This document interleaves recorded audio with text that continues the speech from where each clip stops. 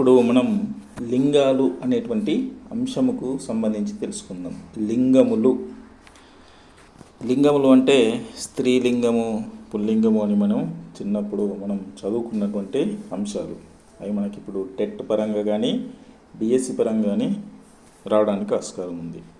అంటే ఈ భావన తెలిస్తే మనం వేరే వాక్యాలకు సంబంధించి కానీ భాషా జ్ఞానానికి సంబంధించి కానీ మనకు అర్థమవుతుంది.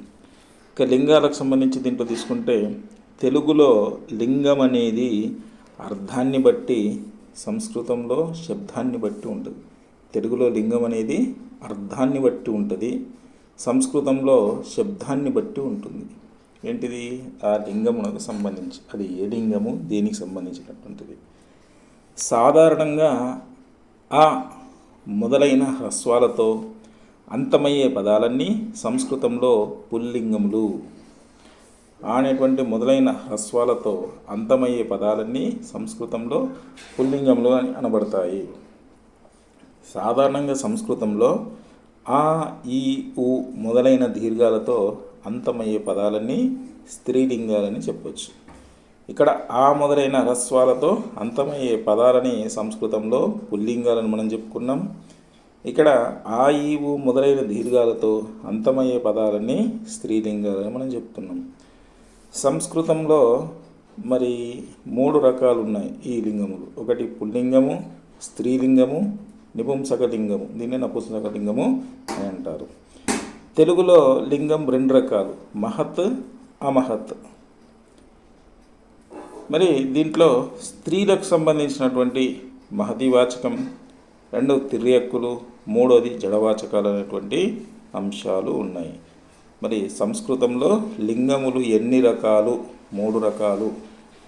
తర్వాత తెలుగులో లింగములు ఎన్ని రకాలు? 2 రకాలు.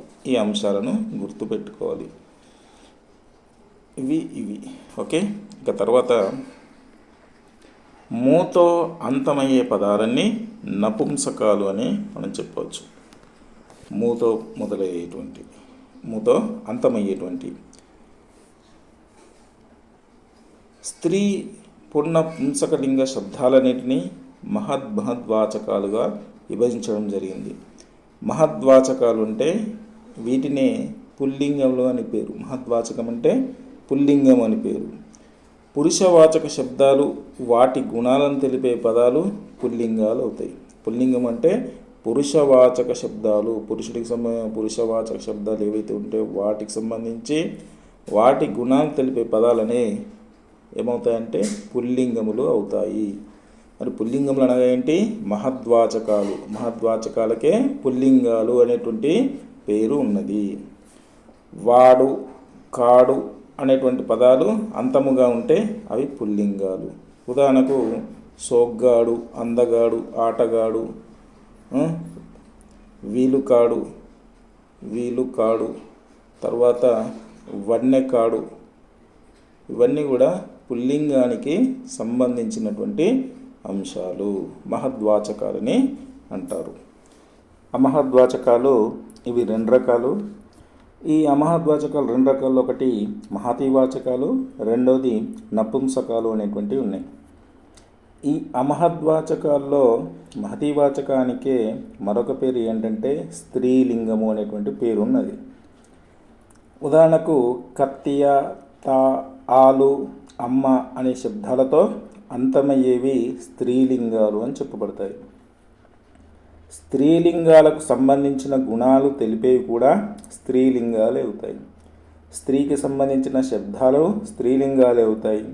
స్త్రీకి సంబంధించినటువంటి గుణాలను తెలిపేవి కూడా స్త్రీలింగాలే అవుతాయి. ఉదాహరణకు ఆటగత్తె, అందగత్తె, చెలికత్తె, నాట్యగత్తె, ప్రియురాలు, ధీరురాలు, గుణవంతురాలు, గుబ్బత, ముండత మొదలైనటువంటి అన్నీ కూడా మహతివాచకాలే. ఈ మహతివాచకాలే. వీటిని మనం ఏమంటున్నాం? స్త్రీలింగములు అని అంటున్నాం. మహతివాచకాలకి మరొక పేరేంటి? స్త్రీలింగము అనేటువంటిది అర్థం వస్తుంది. తర్వాత తిర్యక్ జగడములను మనం నపుంసకాలని అంటారు. ఈ తిర్యక్ జడములను వీటిని తిర్యక్కులుగా తీసుకుంటే తిర్యక్కులు అనగా పశుపక్షాదులు. తిర్యక్ జగడములను నపుంసకాలని అంటారు. స్త్రీలింగము కాదు, పుల్లింగము కాదు.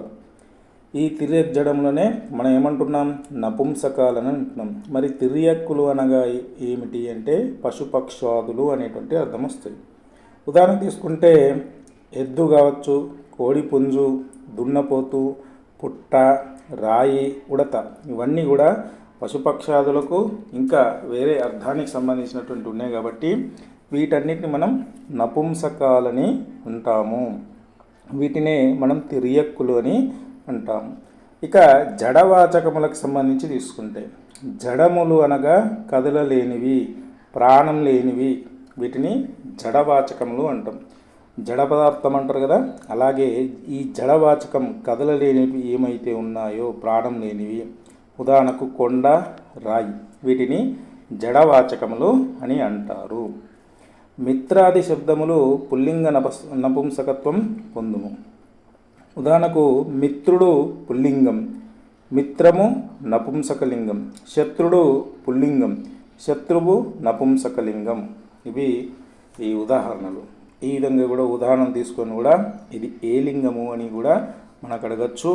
మహద్వాచకము కానీ అమహద్వాచకము కానీ, తర్వాత మహద్వాచకంలో ఉన్నటువంటి మహతీవాచకాలు నపుంసకాలు కానీ వీటికి సంబంధించి మనకు అడగడానికి ఆస్కారం ఉంది. సంస్కృతంలో లింగము ఎన్ని రకాలు, తెలుగులో లింగము ఎన్ని రకాలు, ఈ తెలుగులో ఉన్నటువంటి వాటికి సంబంధించి మహత్, అమహత్, దీంట్లో మహద్వాచకము అమహద్వాచకాలకు సంబంధించినటువంటి తెలుసుకున్నాం. ఇది మనకు లింగములకు సంబంధించినటువంటి అంశము.